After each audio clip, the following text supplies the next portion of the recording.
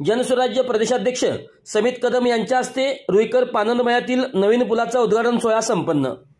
शाळकरी मुलांनी मानले मुख्यमंत्री, उपमुख्यमंत्री आणि समित कदम यांचे आभार। मिरजेतील प्रभाग क्रमांक 5 मधील रुईकर पानंदमळ्यामध्ये जाणारा जुना पूल हा पावसाळ्यामध्ये वाहून गेल्याची घटना घडली होती। हा पूल वाहून गेल्याने पानंदमळ्या येथे नागरिकांना, वृद्धांना, शाळकरी विद्यार्थ्यांना, महिला वर्गाला, शेतकऱ्यांना तारेवरची कसरत करावी लागत होती। शाळकरी मुलांना तर पूल वाहून गेल्यामुळे शाळेला सुद्धा जाणे येणे कठीण झाले होते। यामध्ये शाळकरी मुले हे आपला जीव मुठीत घेऊन ओढ्याच्या पाण्यातून मार्ग काढत आपले शिक्षण पूर्ण करत होती। ही बातमी प्रसार माध्यमांमध्ये प्रसारण झाल्यानंतर माजी नगराध्यक्ष डॉक्टर महादेव अण्णा कुरणे आणि जनस्वराज्य पक्षाचे सांगली शहराध्यक्ष डॉक्टर पंकज म्हेत्रे यांनी जनस्वराज्य प्रदेशाध्यक्ष समितदादा कदम यांच्या कानावर घातली। समितदादा कदम यांनी ही बाब लक्षात घेऊन तत्कालीन उपमुख्यमंत्री देवेंद्र फडणवीस, आमदार विनय कोरे सावकर यांच्या निदर्शनास आणून देऊन या रुईकर पानंदमळ्याच्या पुलासाठी तात्काळ 2 कोटी रुपये मंजूर करून आणले होते।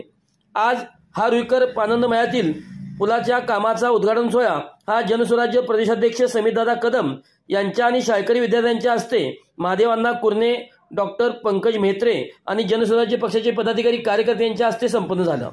या आनंद पुलाचे उद्घाटन झाल्याने शाळकरी विद्यार्थी हे खुश झाले असून त्यांनी आपल्या लाडक्या मुख्यमंत्री देवेंद्र फडणवीस, उपमुख्यमंत्री एकनाथ शिंदे, उपमुख्यमंत्री अजित पवार, आमदार डॉक्टर विनय कोरे साहेब सावकर आणि समितदादा कदम यांचे आभार मानले।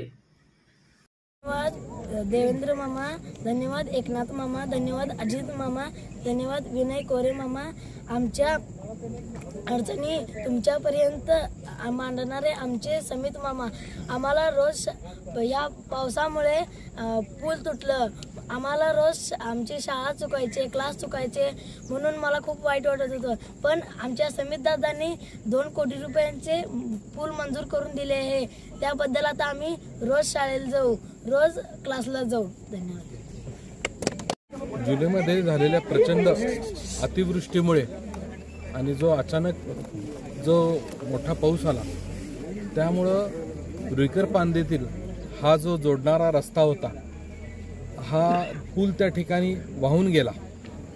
एकदम जो जोरात पाऊस आला त्यामध्ये, आणि मग एकदा त्या ठिकाणी वर्तमानपत्रात आणि आपल्या ह्या प्रसारमाध्यमाच्या ह्याच्यामधनं आम्हाला लक्षात आलं आणि काही नागरिकांनी, विद्यार्थ्यांच्या आमच्या भेटीगाठी घेतल्या, लक्षात आलं की हा अतिशय गंभीर विषय झालेला आहे आणि हे वाहून गेल्यामुळं पूल, आणि जो जुना पूल होता तो पूल ही अतिशय तकलादू होता, बराच वर्ष जुना होता। तर त्यामुळं त्याच्यावरती ह्या विद्यार्थ्यांना आपला जीव मुठीत घेऊन जायला लागायचा। आणि अशाच वेळेला ह्या सगळ्या बातम्या मी बघितल्या असताना या सगळ्यांची चर्चा केली।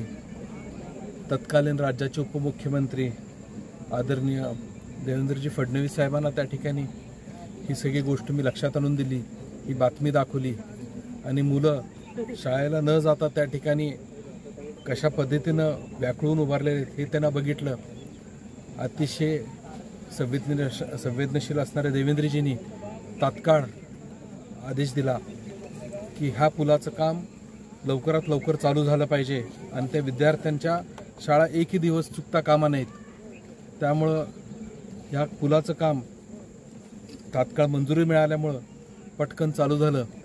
त्याला राज्याचे मुख्यमंत्री आदरणीय एकनाथजी शिंदे साहेब आणि अजितदादा पवार यांच्या नेतृत्वाखाली असणारं जे महायुतीचं सरकार होतं त्याच्या माध्यमातून अशा नागरिकांसाठी लागणाऱ्या असे संवेदनशील ज्या अडचणी आहेत, चिमुकल्यांच्या असतील, त्याचबरोबर सगळ्यांच्या, तर त्या कशा पद्धतीनं मार्ग काढायचा यावरनं आमच्या महिला भगिनींना जायला यायला अडचण असायची। हा एकमेव रुईकर पानंदचा रस्ता आहे। ज्या वेळेला मिरजेला पुराना वेढा गाठला जातो त्याला हा एकच रस्ता आहे जो मिरजेला बाकीच्या ग्रामीण भागाशी जोडला जातो। त्यामुळे अतिशय महत्त्वाचं आहे। या रस्त्यामुळं जी वैद्यकीय वाहतूक त्या ठिकाणी, जे पेशंट्स आहेत, जे कोण आजारी रुग्ण आहेत त्यांना न्याय अडचण होतं। त्याचबरोबर दूध, लहान मुलं बरीचशी तिथं आहेत, दूध असणार आहे, जे अत्यावश्यक गोष्टी आहेत, औषधं, हे त्यामुळं त्या मधल्या काळामध्ये बंद असायचे। आणि विद्यार्थ्यांच्या ह्या पूल वाहून गेल्यामुळं प्रचंड अडचणी झाल्या।